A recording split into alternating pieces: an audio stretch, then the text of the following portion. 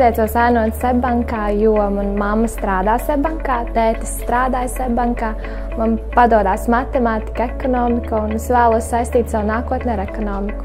Man bija jau sen doma izmēģināt savu pieredzi tieši kādā bankā. Šogad sanāca tā, ka es nonācu Sebbankā, kaut gan es nebiju to cerējis, jo Sebbanka ir viena no lielākajām Latvijā. Manuprāt, šī bija ļoti lieliska pieredze. Tā kā es ieraudzīju, ka tiek piedāvāta informācijas tehnoloģija administratora profesiju noēnot, tāpēc es to izvēlējos. Tas, ka tas bija Sebbankā, tas man tieši vēl vairāk tikai interesanti, tāpēc arī uz turieni aizgāju. Es izvēlējos Sebbanku kā savu ēndevēju, jo šis uzņēmums ir pozitīvs, augsti attīstīts un ar lielisku skatu nākotnē.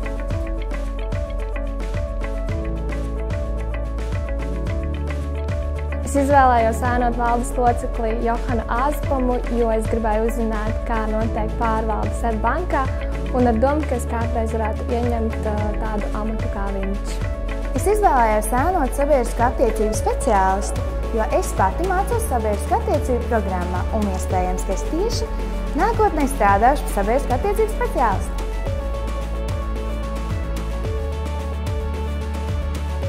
Līdz šim es domāju, ka cilvēki, kuri strādā bankā, ir ļoti tādi, konservatīvi, bet satiekot šodien dažus no tiem, sapratu, ka viņi ir ļoti jautri un atvērti cilvēki, kuri ļoti nopietni pieiet savam darbam. Un man liekas fantastiski un ļoti lieliski.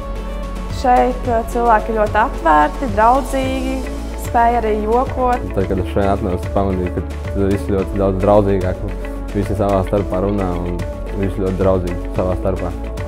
Sākotnēji man likās, ka šeit visi būs ļoti nopietni, saģērbti žaketēs un ar slipsēm, bet izrādījās, ka gaisotnē ļoti patīkama un nav piespiesta un ir ļoti brīva.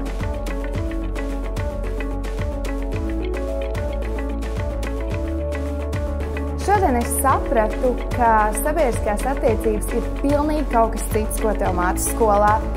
Tā ir skolotāja tīrā teorija, un tur viss ir savādāk, bet šeit es saprotu reāli, tas pilnīgi cits darbs, daudz sarežģītāk pat un arī interesantāk.